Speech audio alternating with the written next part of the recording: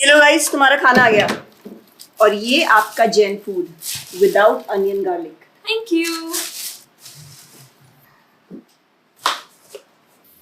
शुक्रिया।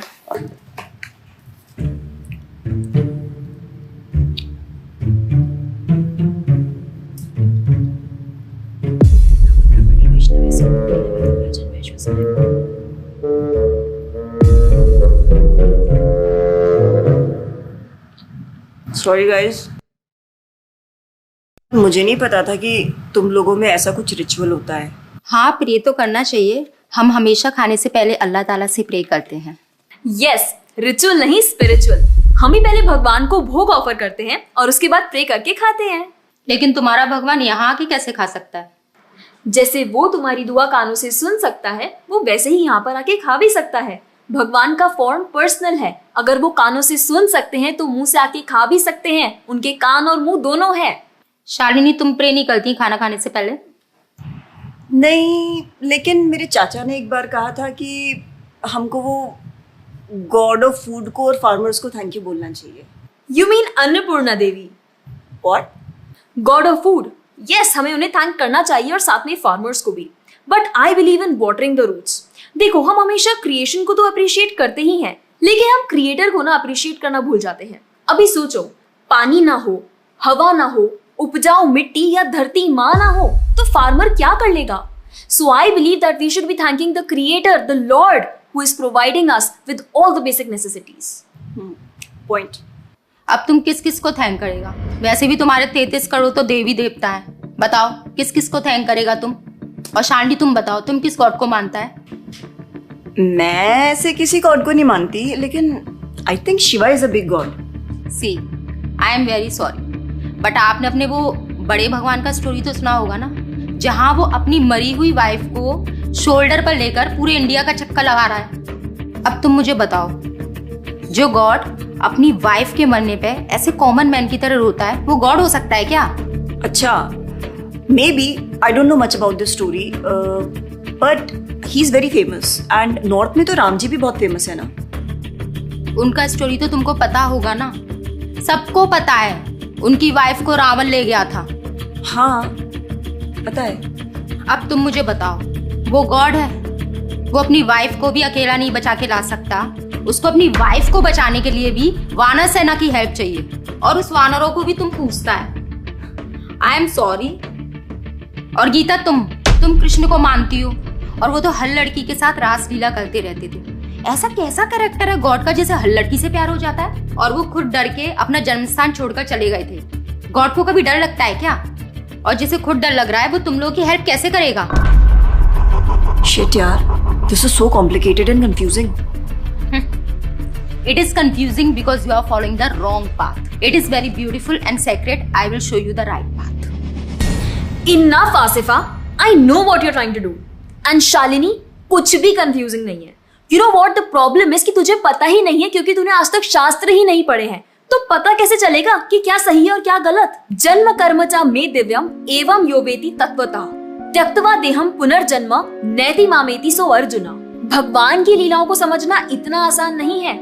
उसके लिए शास्त्रों का अध्ययन करना पड़ता है, और वो भी एक प्रामाणिक गुरु के अंडर रह के उनकी शरण लेके।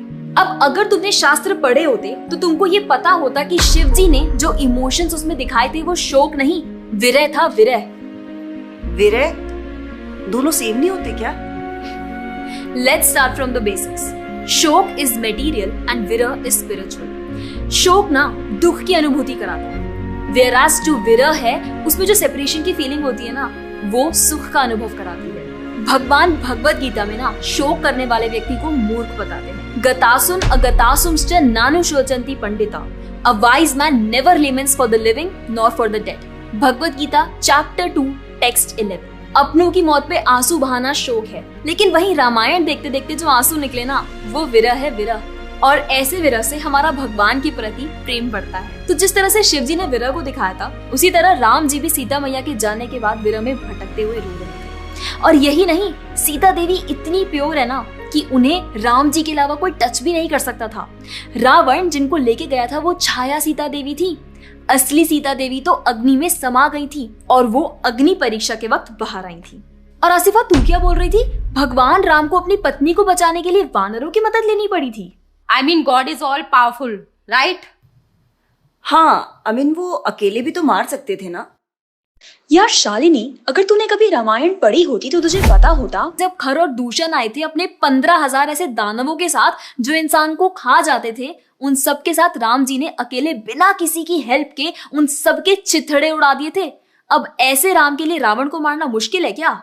हाँ, लेकिन बाद में वानरों की हेल्प क्यों ली? उनको अपनी सेवा में लगाने के लिए, उनकी ग्लोरीज बढ़ाने के लिए।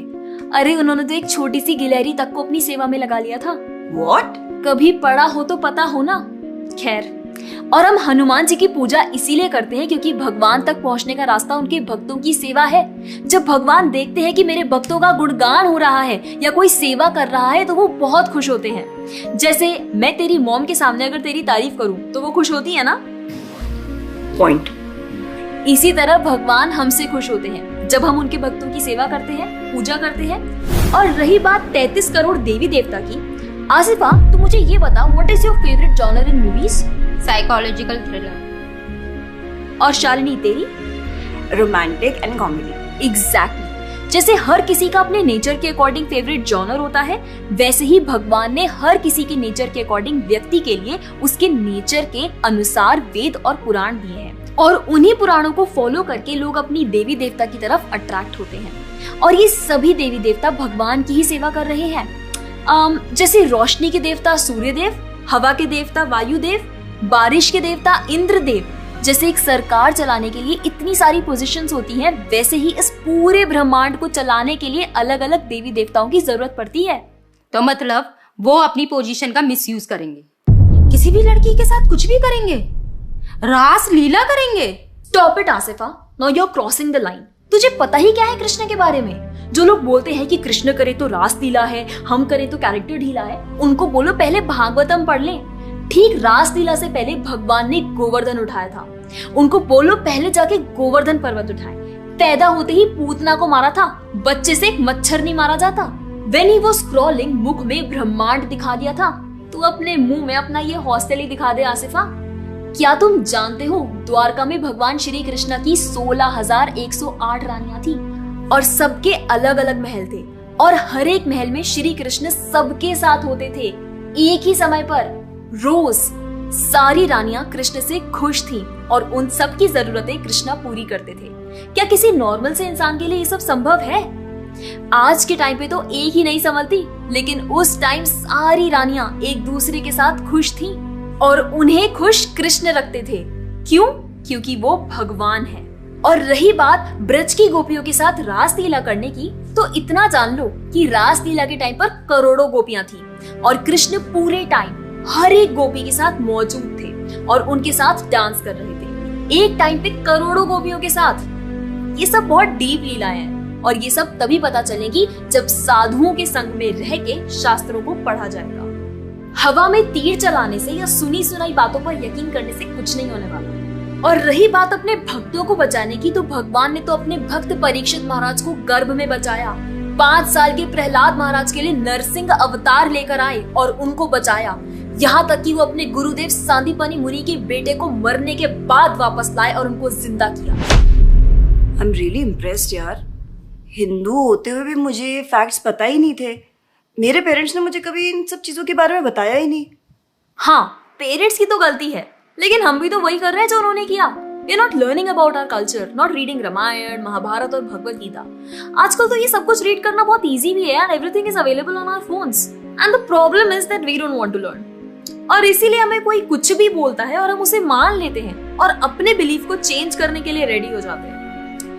एक्चुअली में पता है, किसी का हार्ट ट्रांसफॉर्म करना है तो प्यार से करो, ज्ञान से करो, पैसे और तलवार से नहीं। और अब बारी आपकी है। अगर आप भी चाहते हैं कि कोई एड़ा गेड़ा नत्थु गेड़ा अगर आपको कुछ भी ना बोल जाए, आपका बेवकूफ ना बनाए, तो जाइए और अपने कल्चर के बारे में जानिए, ग्रंथ पढ़िए और अपने बच्चों को भी पढ़ाइए। और अगर आप खुद एक बच्चे हैं तो अपना समय यहाँ बर्बाद मत करें। ये वीडियो खत्म हो गया है, जाइए भगवत गीता पढ़िए, थोड़ा पढ़ाई वढ़ाई करिए, भक्त बनिए और फोन चलाना बंद करो। जब देखो मोबाइल में लगे रहते हो। Jokes apart, I think you got the message. तो जितना हो सके अपने ग्रंथ पढ़िए, कल्चर को जानिए और जाकर इस वीडियो को जितना हो सके उतना शेयर करिए ताकि कोई और लड़का या लड़की इस केरला स्टोरी का शिकार ना बने। Thank you so much for watching. Hare Krishna.